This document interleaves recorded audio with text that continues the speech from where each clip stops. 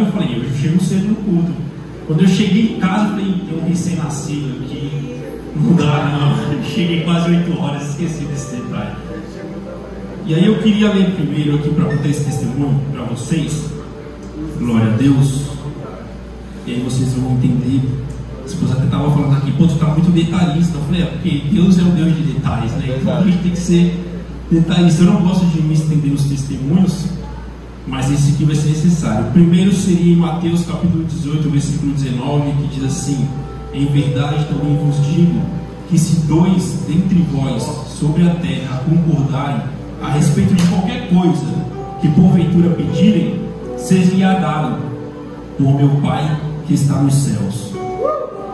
E aí outro que eu queria deixar aqui para os irmãos, glória a Deus, está também no livro de Mateus, o Evangelho de Jesus Cristo, que diz assim, capítulo 6, versículo 26: olhai para as aves do céu, que nem semeiam, nem cegam, nem ajuntam em celeiros, e vosso Pai Celestial as alimenta. Não tendes vós muito mais valor do que elas?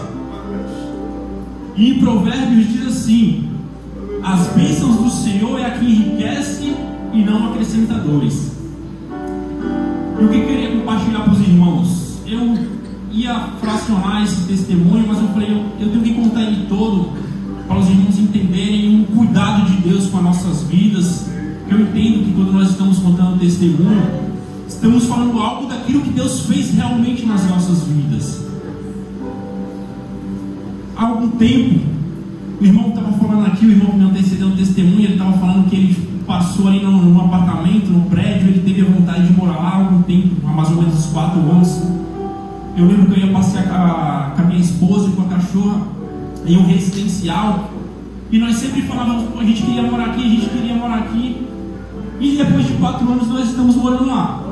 Só para vocês entenderem, nós fomos morar lá. A primeira casa que nós morávamos não deu muito certo, nós fomos para a segunda. Essa segunda casa, ela estava à venda. E quando nós entramos, nós falamos, olha só, essa casa ela está do jeito que a gente quer, porque ela tem a sala e a cozinha embaixo, ela tem uma garagem boa, e dá para construir para cima, porque já estava com laje. E a mulher falou, essa casa está à venda. Antes de mim, a minha avó tinha morado lá. E antes da minha avó, o pai da vizinha tinha morado lá. Por 3 anos, nunca ninguém foi lá comprar essa casa, nem se interessar, nem olhar. Eu falei para minha esposa, é aqui. E aí ficamos lá. Eu falei, a gente precisa de um tempo para juntar esse dinheiro para nós fazermos a compra dessa casa. E aí minha esposa sempre quis engravidar, ela sempre quis ser mãe, sempre teve essa vontade, mas eu ainda não estava com esse desejo no coração. E aí vem essa parte de quando 2 está em concordância, irmãos, Deus entra no negócio e as coisas dão certo. Não adianta você querer se rebeliar, querer fazer sozinho, contra a vontade da sua esposa, ou a esposa contra a vontade do marido. A probabilidade de não dar certo é 99%, se não 100%. E aí ela com muita vontade de engravidar, e eu, não é a hora agora, eu acho que ainda não é a hora, eu vou conversar com Deus. E ela fala, pô, teu nome devia ser Gabriel, pensador, porque ela me vê muitas vezes parado, sentado, e eu fico um tempo assim olhando, só que geralmente eu estou conversando com Deus, eu estou falando com Ele a respeito do que eu quero fazer, dos meus projetos, se Ele vai comigo ou não, e eu ficava pensando com Deus, Deus, qual que é a hora? Qual que é o Kairos, o tempo de Deus, para vir essa criança?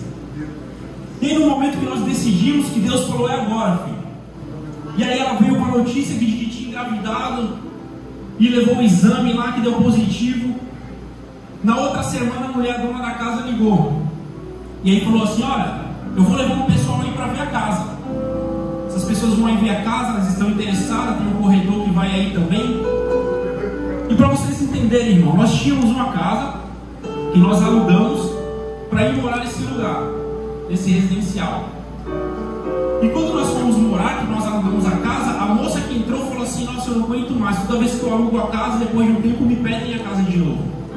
E aquilo ficou no meu coração, ela tinha umas crianças e tudo mais, e nós estávamos vendendo essa casa que era nossa.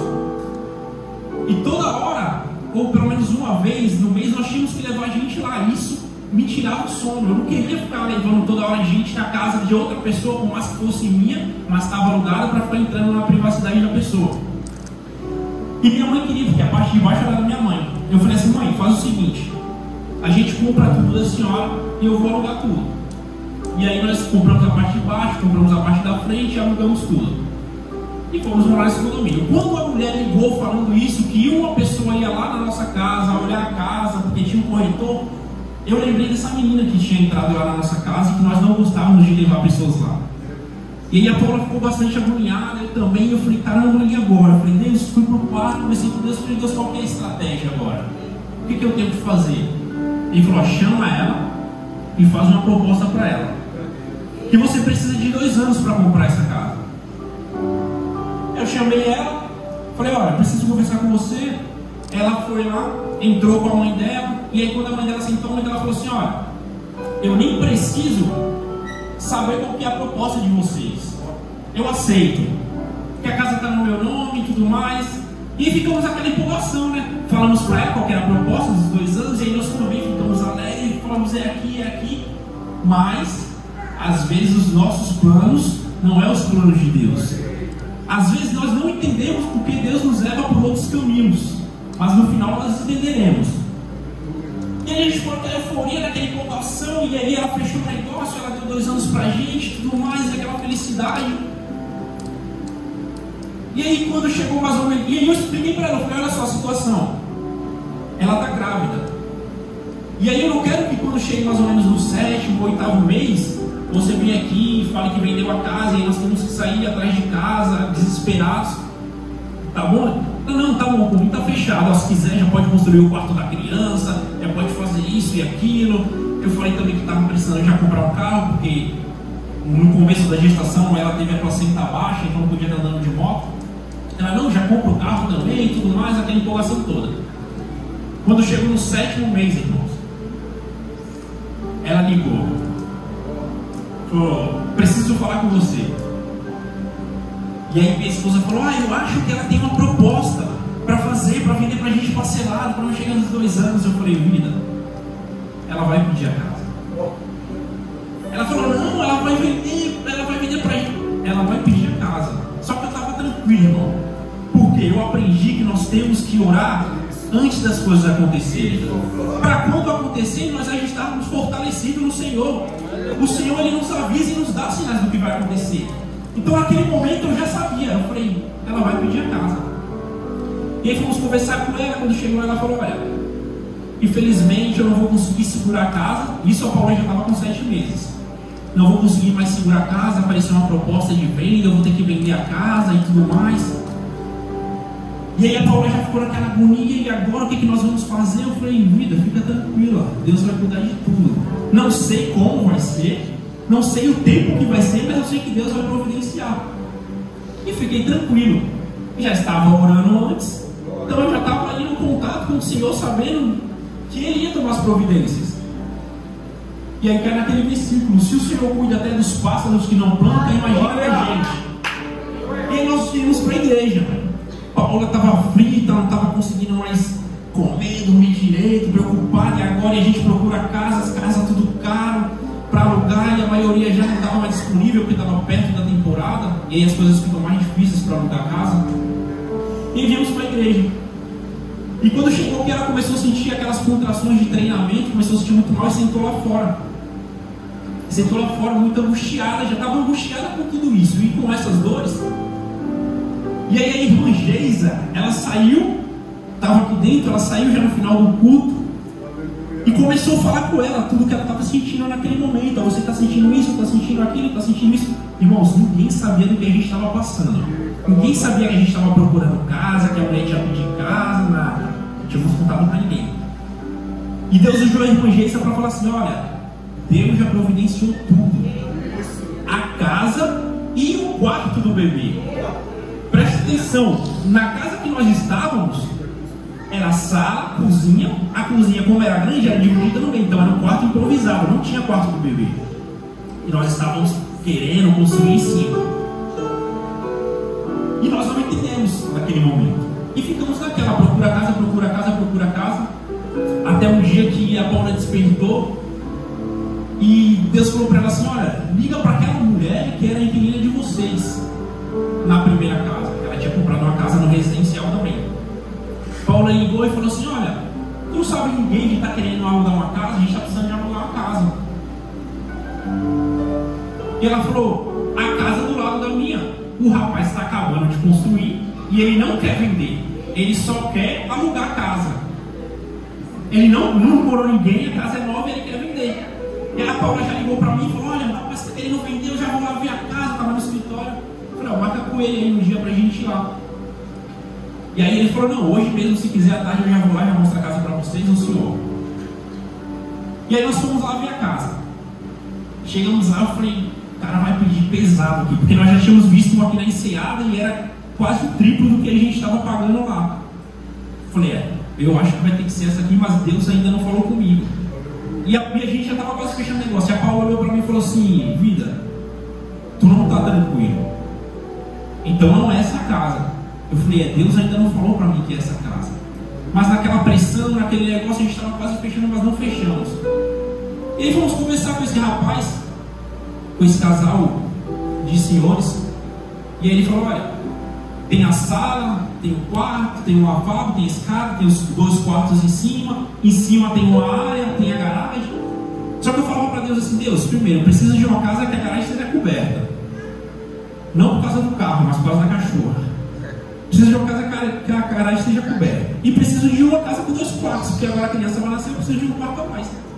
E a primeira coisa que o rapaz falou quando a gente chegou nessa casa, ó, é o seguinte, eu estou alugando, mas eu só quero entregar a casa depois que eu cobrir a garagem. Tá bom, pode cobrir, fica à vontade.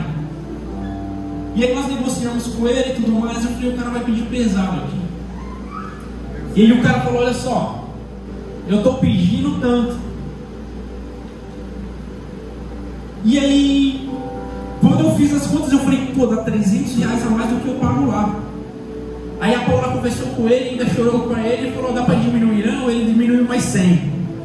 Eu falei, olha, R$200 a mais. Eu falei, tá, mas como que é o contrato? Ele falou, cara, não faço contrato. Você entra, você fica o tempo que você quiser, se arrumar uma melhor você vai, se você quiser continuar aqui, você continua. Você que sabe. Eu falei, tá bom.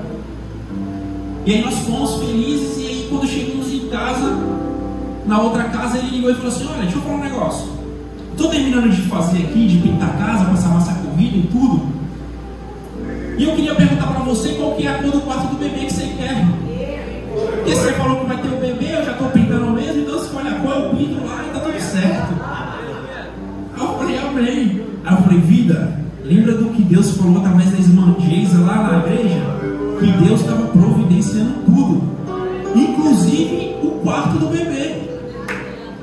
E aí, irmãos,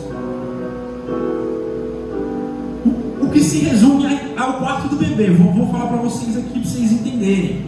Nós ganhamos o berço, nós ganhamos 2 chiqueirinhos, nós ganhamos o bebê conforto, todas as roupas do bebê, o quarto completo, tudo que o bebê tem. A única coisa que eu tive que comprar foi um guarda-roupa, uma cômoda e um pacote de fralda até hoje. Deus providenciou tudo, irmãos.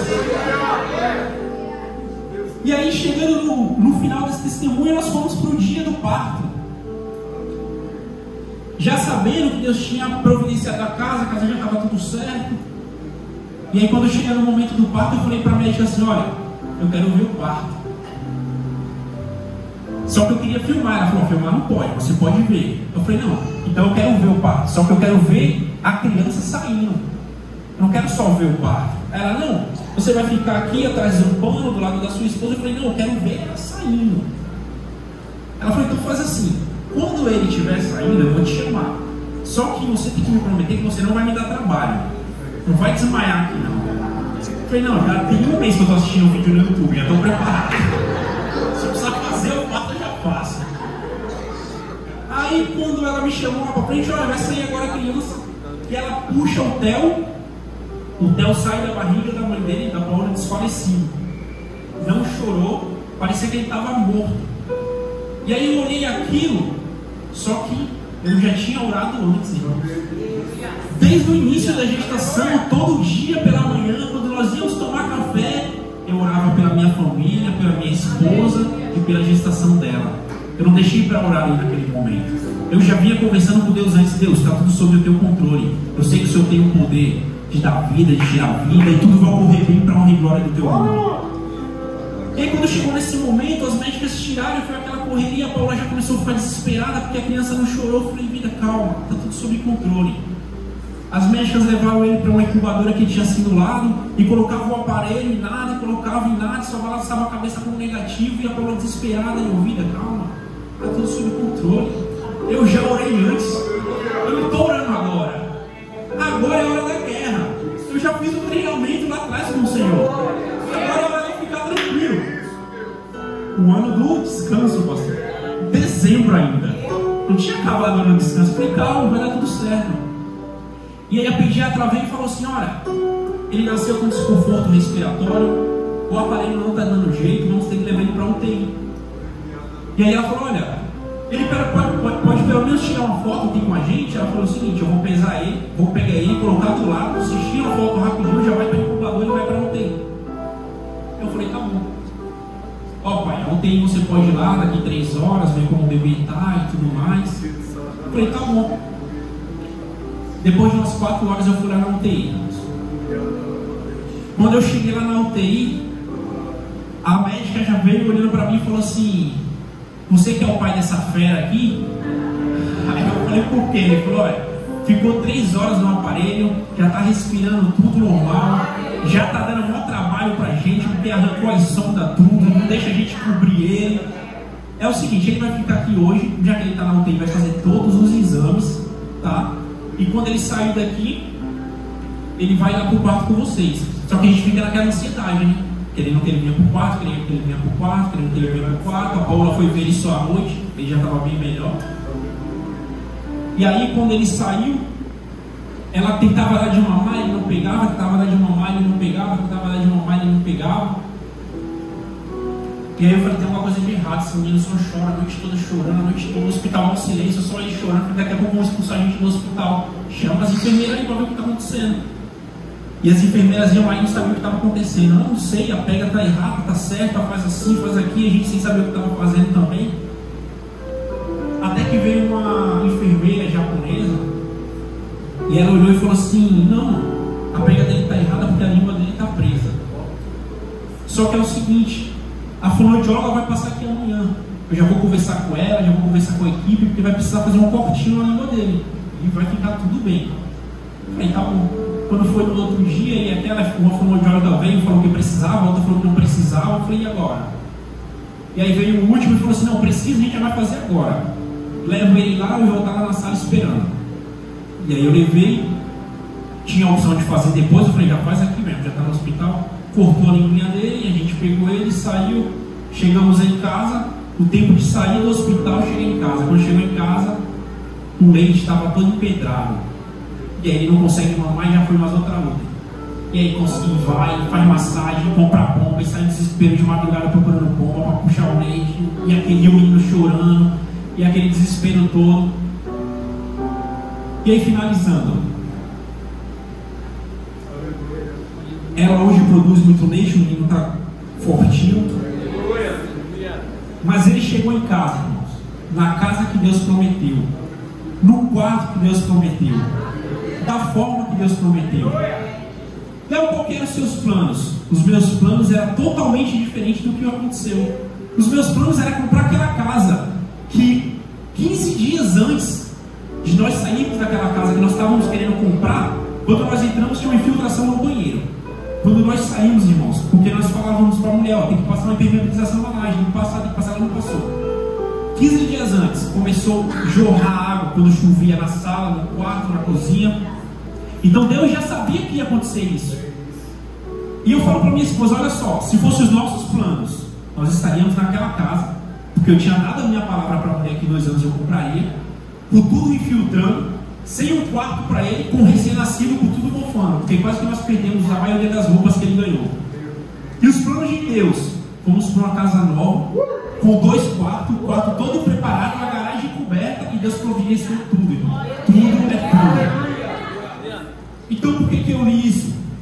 De que Deus ele cuida das aves.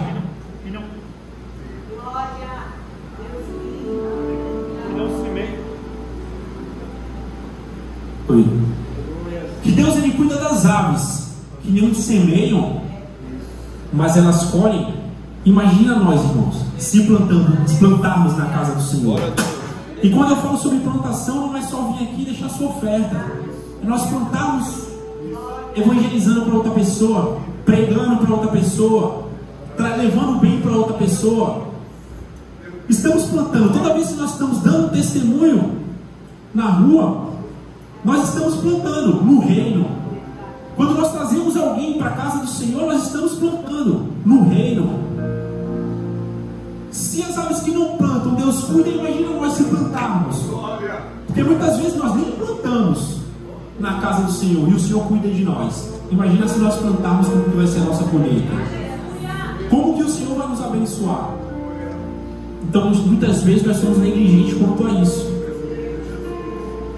E tudo isso que nós passamos, da casa, do carro, foi para Deus me mostrar e falar: olha, filho, calma, eu estou no controle de tudo. Eu estou sob o controle disso que está acontecendo na tua vida. Não fica desesperado, não. Por mais que as circunstâncias te levem ao desespero, para um pouco e fala com o Senhor, aquele que pode resolver o teu problema. Fala com Ele que Ele vai ter a resposta certa no momento certo. Às vezes não é a resposta que você quer ouvir, nem da maneira que você quer. Porque se fosse me perguntar quando nós estávamos naquela casa lá, se era aquilo que nós queríamos, eu ia falar assim: Senhor, a gente quer comprar essa casa e aqui mesmo, nós queremos ficar nosso pé aqui. Só que eu não sabia que daqui a um tempo a casa ia começar a infiltrar, que eu precisava fazer outro quarto e que eu ia gastar um dinheiro, eu ia estar com recém-nascido sem o dinheiro para construir ou para fazer impermeabilização, com recém-nascido e tudo conforme. Olha só como nós somos às vezes criança quando nós estamos diante do projeto de Deus. Em vez de nós pararmos e agradecermos por tudo que está acontecendo, nós preferimos reclamar, preferimos blasfemar muitas vezes daquilo que Deus está fazendo, enquanto o segredo é nós pararmos e falarmos: Senhor, obrigado por tudo que o Senhor tem feito, porque os teus planos têm sido melhor. Ainda que eu não esteja vendo o final do caminho, mas eu sei que o final é de vitória. Entendeu, irmãos? Então nós passamos por tudo isso. Pela casa que infiltrou, pela casa que a mulher pediu. A Paula falou: caramba, eu não acredito que ela fez isso. Eu falei: filha, calma. Porque olha só, outra coisa que nós temos que levar, Deus me fez lembrar isso aqui agora. Se eu chego para ela sabia que nós éramos cristãos. Se eu chego para ela e falar assim: olha, a casa está dando problema, eu tinha dado minha palavra para ela, eu não vou ficar com essa casa, eu vou procurar outra. Você acha que ele ia falar assim: ó, o Léo, o rapaz lá, ele faltou com a palavra dele, ele deu a palavra? Não, a minha preocupação não era nem essa. Ele ia falar assim: ó, diz que é crente, e olha lá a palavra dele. Na hora que o negócio ficou ruim, ele pulou fora do barco, mas fala que é crente. Então nós temos que se preocupar com isso também, irmãos. Qual o testemunho que você está dando para os outros? Então, isso tudo aconteceu para que no final, mesmo que ela olhe e fale: não, ele é crente, ele cumpriu com a palavra dele até o final. Eu não pude cumprir com a minha, mas foi uma vontade de Deus. Então eu falei: vida, nem fica com raiva, porque ela foi um instrumento de Deus. Aquilo ali foi um refúgio para a gente durante o tempo, para poder, essa casa que nós estávamos morando, estamos morando hoje, ser pronta. Porque se fosse há 2 meses atrás, há 3 meses atrás, a casa não ia estar pronta, o quarto não ia estar pronto, mas Deus nos prometeu que a casa e o quarto Ele estava cuidando. Então Deus cumpre com aquilo que Ele promete. Às vezes nós não entendemos o caminho que Ele toma, mas fica tranquilo, descansa, que no tempo de Deus as coisas vão acontecer. E eu agradeço a oportunidade de nós.